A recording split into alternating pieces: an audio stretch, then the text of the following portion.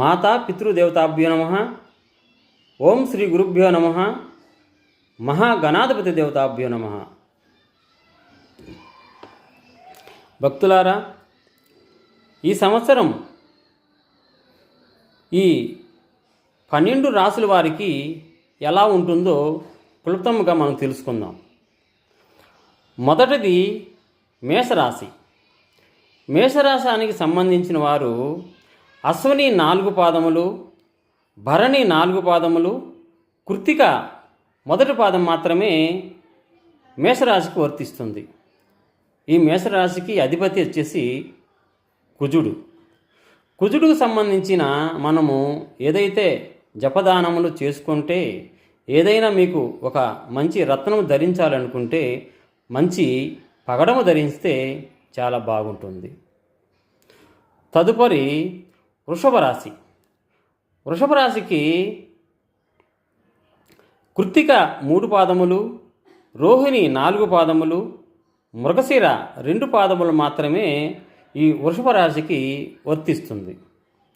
ఈ వృషభ రాశికి అధిపతి వచ్చేసి శుక్రుడు, అంటే తెలుపు అన్నప్పుడు మనము ఆ శుక్రుడికి సంబంధించిన జపదానములు చేసుకుంటే ప్రతి వారికి బాగుంటుంది.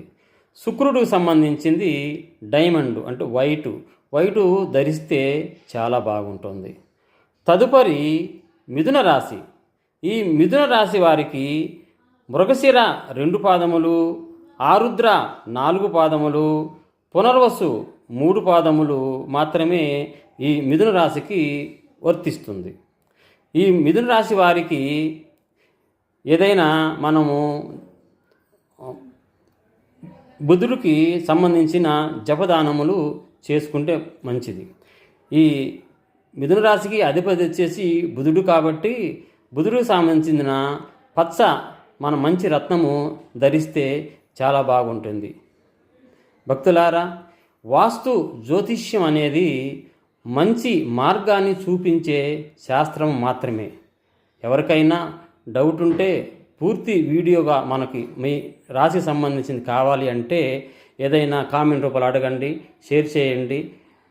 ఎవరికన్నా ఏదైనా డౌట్లు ఉన్నా కూడా మీరు మొబైల్ నెంబర్ ఇస్తాము, మొబైల్ ద్వారా అయినా అడిగేసి మీరు అడగచ్చు.